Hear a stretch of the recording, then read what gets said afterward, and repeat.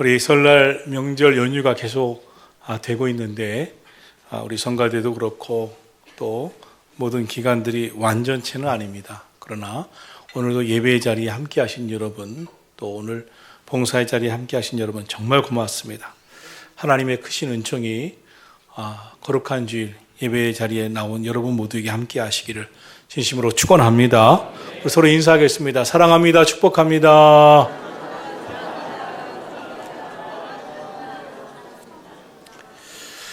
최근에 청년들을 비롯해서 점점 많은 사람들이 직장 생활, 공동체 생활에 실패하는 일들이 생기기 시작하고 또 점점 많아지고 있다고 합니다. 이유는 대인관계에 대한 어려움, 처음 만나는 사람에 대한 적응의 실패가 원인이라는 것입니다.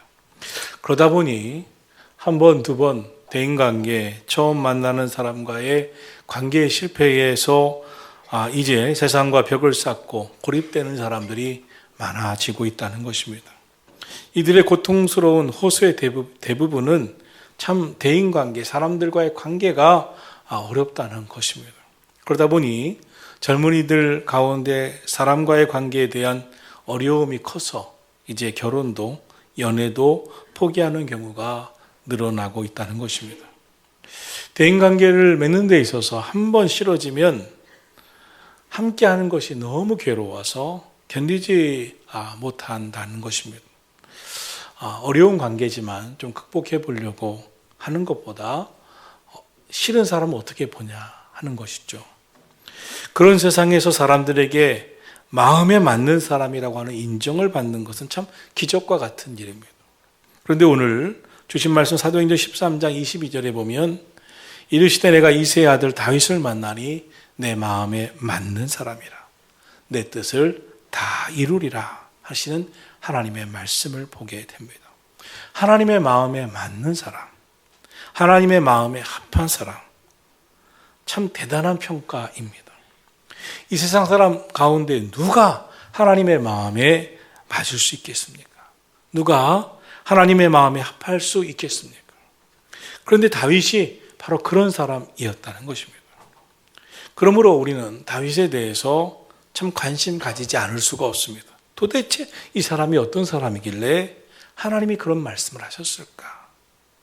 성경에는 참 믿음이 우리의 삶에 본받을 만한 삶에 많은 역경이 있어도 믿음으로 극복하면서 롤 모델이 된 수백 명의 인물들이 등장합니다. 창세기부터 요한계시록까지 하나하나를 살펴보면 그 인물됨이 정말 감동적이고 그 믿음의 역사가 하나님도 감동하신 그 믿음의 역사가 오늘 우리에게 상당한 영적 도전을 주는 사람들이 있습니다. 그 가운데 본문의 주인공인 다윗은 성경에서도 참 대표적으로 존경하고 또 많이 언급되는 그런 분입니다. 하나님께서 다윗을 보시고 내가 다윗을 만나니 내 마음에 맞는 사람이다. 내 뜻을 다 이룰 사람이라 하나님이 그렇게 평가하셨습니다. 여기서 하나님은 내 마음에 맞는 사람이다. 내 마음에 드는 사람이다. 그리스도인들에게 있어서 정말 내가 들을 수 있는 말 중에 가장 황홀한 말이 있다면 하나님이 친히 너는 내 마음에 맞는 사람이다 라고 인정해 주시는 말씀일 것입니다. 사실 사람과의 인간관계에서도 듣기 어려운, 경험하기 어려운 말입니다. 그런데 하나님께서 다윗을 향하여 그와 같은 마음을 느끼셨다는 겁니다. 도대체 다윗이 어떤 사람이길래 천지 만물을 창조하신 하나님이 이 다윗은 내 마음에 꼭 드는 사람이다 라고 말씀하셨을까요? 믿는 사람으로서 다윗을 볼 때 참 부럽습니다. 물론 다윗이 행한 이 사회에서의 일반적인 삶도 부러운 일이죠.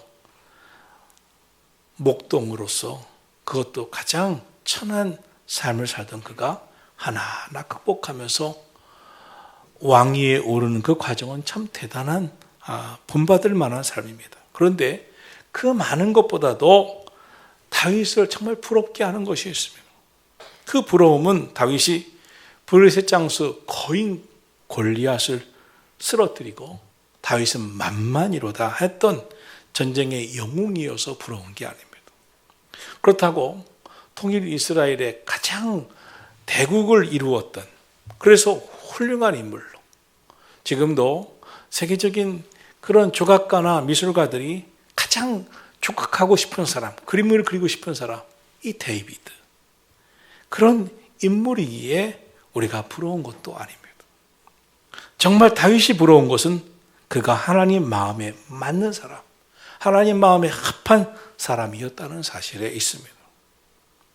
회사에 다니면서 상사의 마음에 드는 것도 참 쉽지 않습니다. 교수님 마음에 드는 것도 쉽지 않습니다. 친구들의 마음에 드는 것도 쉽지 않습니다. 시부모님의 마음에 드는 것도 쉽지 않습니다. 자신은 정성을 다했고 최선을 다했는데 나를 별로 달갑지 않게 여기고 있다는 것을 보면서 굉장히 섭섭한 마음을 드는 사람도 많습니다. 그런데 다윗이 그렇게 해달라고 한 것이 아니라 하나님이 다윗은 하나님 마음에 꼭 드는 사람이다, 합한 자라고 하셨으니 정말 부러운 존재인 것이죠. 하나님의 마음에 맞는 사람 다윗의 어떤 면이 하나님 마음에 합했는지, 어떤 모습이 하나님이 보실 때 내 마음에 맞는 사람이라고 하셨는지, 오늘 우리는 다윗을 통하여 하나님 마음에 맞는 다윗은 어떤 사람이었는가를 살피면서 우리도 다윗처럼 하나님 마음에 합한 사람으로 성장해 가기를 간절히 축복합니다. 첫째로 다윗은 하나님의 뜻을 이루기 위해서 힘썼던 사람, 주님의 마음을 품고 살려고 힘썼던 사람, 말씀에 순종하며 살려고 힘썼던 사람으로 하나님이 그 모습을 보시고 다윗은 내 마음에 맞는 사람이다 라고 평가하셨습니다.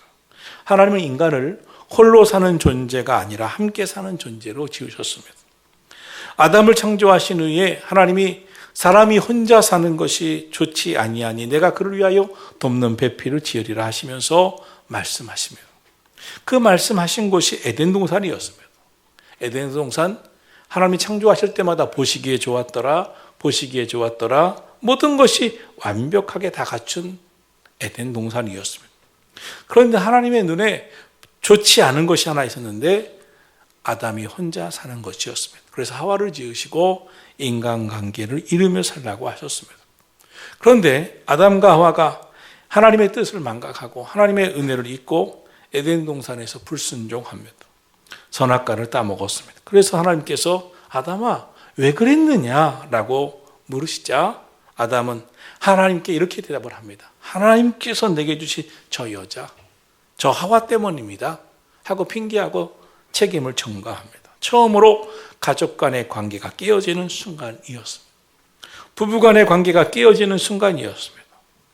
창세기에 요셉을 힘들게 한 사람은 요셉의 형제들이었습니다.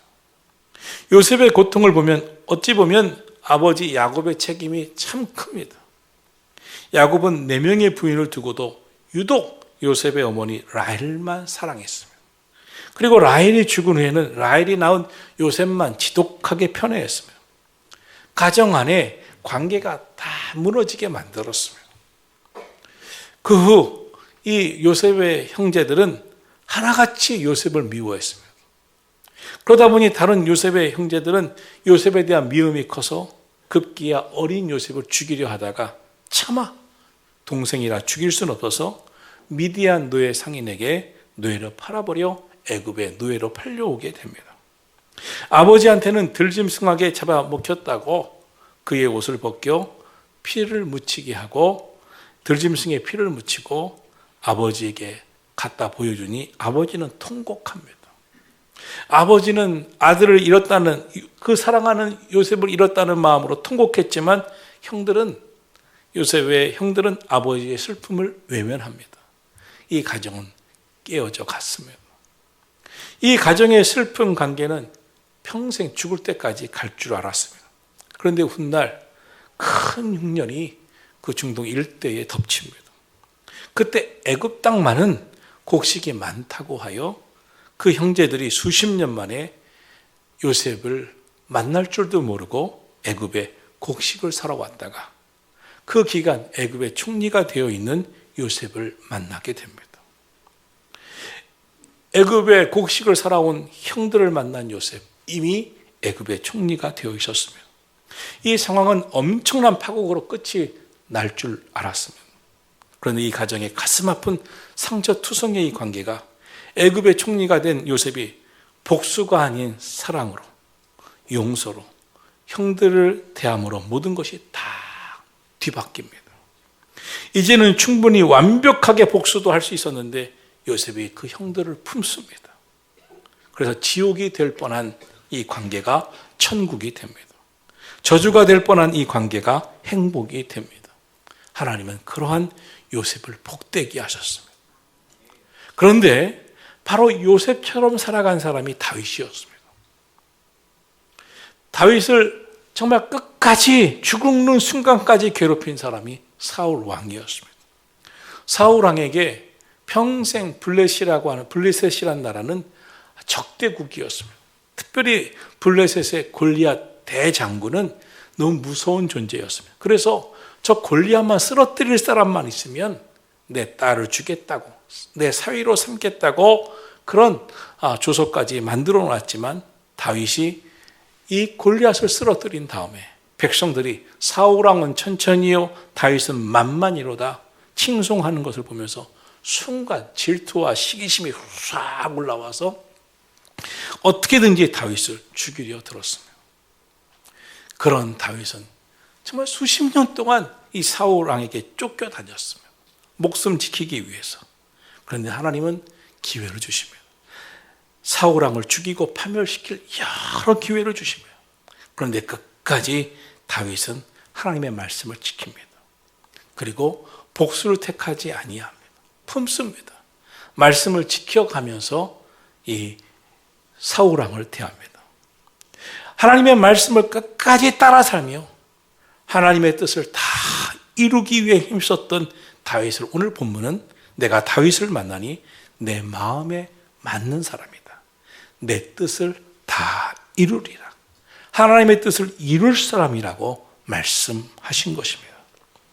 다윗은 복수하지도 않고 하나님 말씀에 순종하면서 살아갑니다. 그런 다윗을 성경은 하나님 마음에 맞는 사람, 하나님 마음에 합한 사람이라고 말씀하셨습니다. 사랑하신 성도 여러분, 왜 다윗이 하나님 마음에 맞는 사람이었을까요? 다윗의 마음은 하나님의 말씀 그 뜻을 따라 하나님의 뜻은 무엇일까 하는 마음으로 헤아리면서 복수보다 품는 마음을 품었기 때문입니다. 둘째로 다윗은 항상 하나님을 찾고자 기도하며 하나님의 뜻이 무엇입니까? 묻고 살았습니다. 다윗은 열정적으로 하나님을 찾았습니다. 다윗의 열정은 하나님과의 관계가 끊어지지 않기를 원하시는 것이었습니다. 그는 하나님과의 영적 관계 없이는 살아갈 수가 없었습니다. 그래서 시편 51편에 보면 다윗이 범죄하고 기도하면서 이렇게 기도합니다. 나를 주 앞에서 쫓아내지 마시며 주의 성령을 내게서 거두지 마소서. 주의 구원의 즐거움을 내게 회복시켜 주옵소서. 다윗이 제일 두려워한 것은 하나님의 성령을 거두어 가시는 것이었습니다. 다윗의 삶은 일찍이 하나님의 성령을 부어주셔서 주님과 영적인 교감을 하면서 기도하고 찬송하며 주님의 은혜를 느끼며 사는 것이었습니다. 세상의 그 무엇과 그 누구와도 바꿀 수 없고 세상에 그 누구도 누릴 수 없는 하나님과의 깊은 영적인 교감을 갖고 그는 기도하면서 하나님이 주시는 마음을 품고 기도하면서 찬송하면서 살았습니다. 그런데 그가 범죄하고 죄를 지었습니다. 그때 순간 깨달은 것이 정신이 번쩍 드는 것이 있었습니다. 하나님의 뜻대로 살아온 삶에 하나님과 영적인 깊은 교감이 있었는데 성령의 역사가 그와 함께 했는데 죄를 짓는 순간 정신이 번쩍 들면서 깨달은 것이 하나님이 주의 성령을 거두어 가시지 않을까 하는 것이었습니다. 그래서 하나님이 주신 그 구원의 기쁨을 잃어버리지 않을까 그것이 가장 괴로운 일이었습니다. 다른 사람들 같으면 왕의 자리를 잃을까 봐 전쟁에서 질까 봐 두려웠을 텐데 다윗은 아니었습니다. 사울왕은 전쟁에서 질까 봐, 왕의 자리를 잃을까 봐 항상 그것이 노심초사였습니다. 그러나 다윗은 달랐습니다. 주의 성령을 거두어 가셔서 하나님과의 영적인 교감을 잃어버리고 살까 봐 그것이 가장 두려웠습니다. 그래서 기도합니다. 하나님, 나를 주 앞에서 쫓아내지 마시고 주의 성령을 내게서 거두어 가지 마옵소서. 다윗이 기도의 사람이었다는 증거는 다윗이 왕위에 올랐을 때 제일 먼저 하나님께 가서 여쭙고 기도한 일로 증거되고 있습니다. 그때 블레셋이 쳐들어왔습니다. 그때 다윗이 기도합니다. 하나님, 블레셋이 쳐들어왔습니다. 제가 블레셋을 향하여 전쟁을 향하여 공격하며 나가기를 원하십니까? 아니십니까? 하나님의 응답이 있을 때까지 기다립니다. 그때 전쟁에 나가라. 그러면 하나님 다시 기도합니다. 지금 가오리까? 나중에 가오리까? 기도하면서 기다립니다. 지금 나가라. 그러면 다시 기도합니다. 내가 선제 공격을 하고 기습 공격을 합니까? 방어만 하리까? 지금 나가 선제 공격을 하라. 때마다 시마다 다윗은 기도하고 하나님의 뜻을 묻고 응답받고 하나님 말씀대로 행합니다. 그 결과 다윗의 3번의 공격으로 블레셋은 완전히 와해가 됩니다. 우리가 하나님의 마음에 맞는 다윗과 같은 삶을 살려면 다윗처럼 순간순간마다 때마다 기도하며 하나님의 뜻을 묻고 순종하는 것입니다. 그런데 우리의 모습은 어떠신가요? 하나님의 뜻을 깨닫기 위해 얼마나 애쓰시나요? 내 삶의 선택과 결정의 순간마다 여러분은 얼마나 기도하고 하나님의 인도를 구하며 사십니까? 하나님은 어떻게 하리까? 하나님은 어떻게 살리까? 어떤 선택을 하리까? 여러분은 어떠십니까? 왜 다윗이 하나님의 마음에 맞는 사람이었나? 하나님 마음에 합한 사람이었나? 그는 하나님보다 앞선 적이 없습니다. 하나님께 기도하고 묻고 하나님 뜻대로 살았습니다. 그를 향하여 하나님이 말씀하십니다. 다윗은 내 마음에 맞는 사람이다. 셋째로 다윗은 하나님을 높이는 일에 그 무엇보다 최선을 다했습니다. 다윗이 왕이 된 후 제일 먼저 했던 것은 이전의 블레셋과의 전쟁에서 빼앗긴 하나님의 법궤를 예루살렘으로 가져오는 것이었습니다. 그리고 다윗이 제일 하고 싶어 했던 것은 성전 건축이었습니다. 그런데 하나님이 피를 많이 흘리고 전쟁터에 많이 나갔던 다윗에게 성전 건축이라고 하는 큰 뜻을 이루지 못하게 하시자 아들 솔로몬 때 이루게 하려고 열심히 준비해 놓습니다. 그래서 솔로몬은 아버지 다윗이 성전 건축을 위해 준비해 놓은 그것으로 아주 쉽게 성전을 건축하게 되죠. 이 다윗이 하나님의 마음에 흡족하게 된 것, 그는 그의 인생을 통틀어서 하나님 높이는 일에 정말 힘썼습니다. 한 번은 다윗이 하나님의 법궤를 예루살렘으로 메고 올라올 때였습니다. 하나님의 법궤가 예루살렘으로 메고 올라오는 것을 보고 얼마나 기뻤는지 왕의 신부님에도 망각하고 기뻐 춤을 춥니다. 성경은 사무엘하 6장에서 다윗이 여호와 앞에 힘을 다하여 춤을 추었다고 말씀합니다. 그때 다윗의 바지 아래춤이 벗겨지는 일이 있었습니다. 그것도 모르고 체면도 불구하고 왕이 백성들 앞에서 막 춤을 춥니다. 그의 아내가 꾸짖죠. 그러나 다윗은 말합니다. 내가 하나님 앞에 기뻐한 것이다. 그가 쓴 시편은 온통 하나님 찬양으로 가득한 말씀입니다. 다윗의 찬양의 고백을 들어보십시오. 시편 119편에 주의 의로운 규례들로 말미암아 내가 하루 7번씩 주를 찬양하나이다. 다윗은 찬송의 사람이었습니다. 하루에 7번씩 하나님을 찬양했습니다. 왕으로서 많은 일을 감당하는 그가 하루에 7번씩 주님을 찬양하는 것은 쉬운 일이 아닙니다. 여러분, 다윗은 하나님 높이기를 힘쓴 사람이었습니다. 다윗의 최고의 관심은 하나님을 기쁘시게 하는 일이었습니다.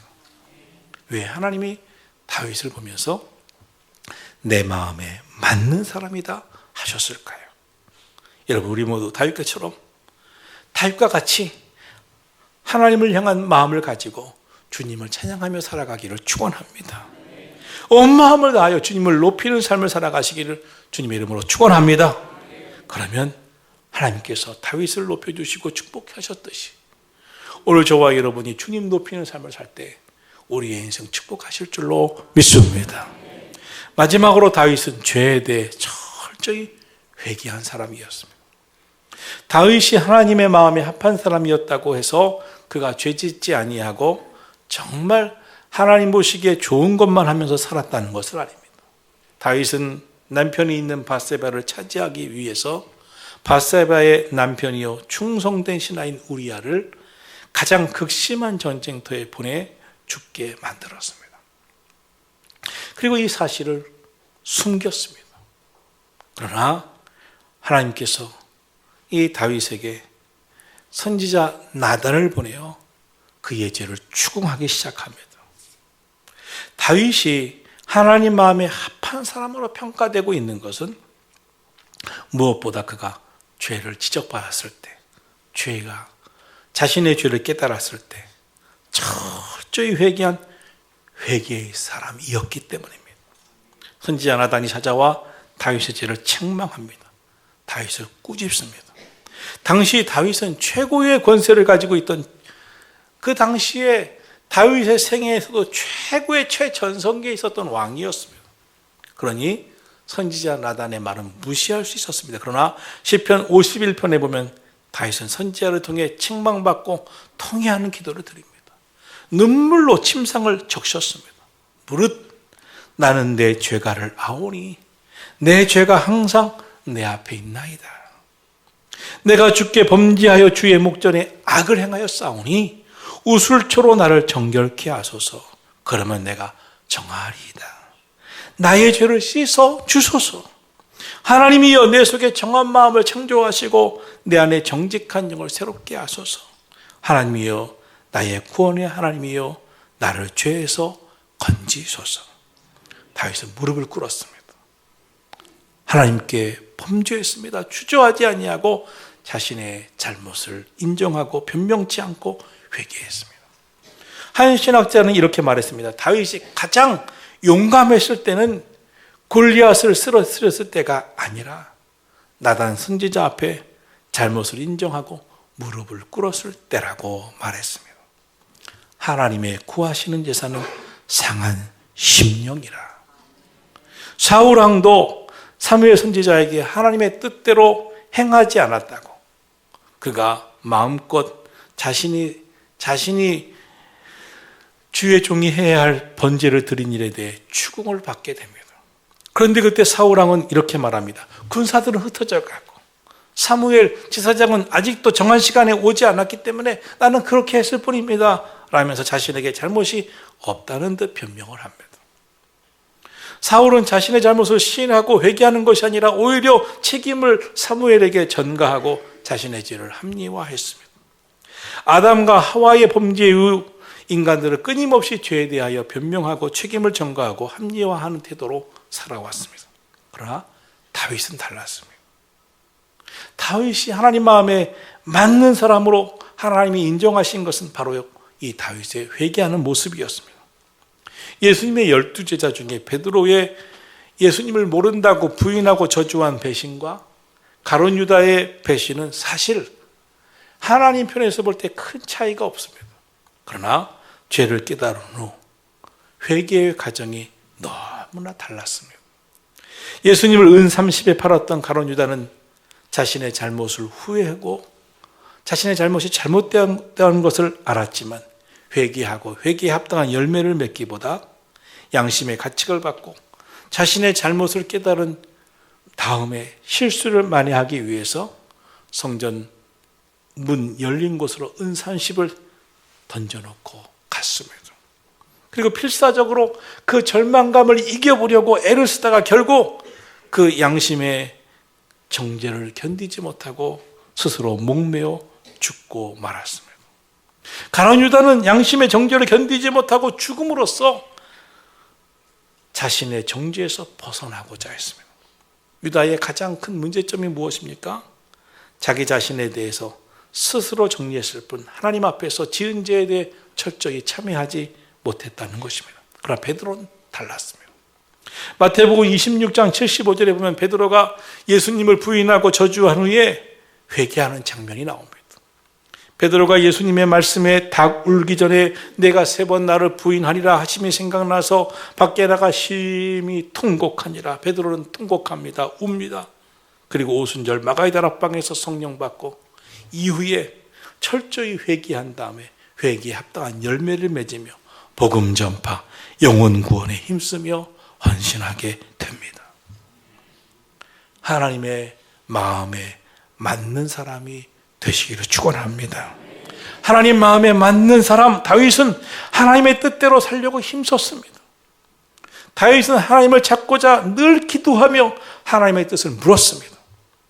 다윗은 하나님 높이는 일에 그 무엇보다 최선을 다했습니다. 다윗은 죄에 대해 철저히 회개한 사람이었습니다. 사랑하는 성도 여러분, 다윗처럼 전심으로 하나님이 기뻐하시는 사람, 하나님을 기쁘시게 하는 사람, 하나님의 마음에 맞는 사람이 꼭 되셔서 여러분의 삶에 하나님이 함께 해주시고 하나님의 능력이 나타나는 복된 삶이 되기를 예수님의 이름으로 축원합니다. 저는 저와 여러분 모두가 다윗처럼 이는 내 마음에 맞는 사람이다, 내 마음에 합한 사람이라, 내 뜻을 다 이룰 사람이라 인정받게 되기를 주님의 이름으로 축원합니다. 기도하겠습니다.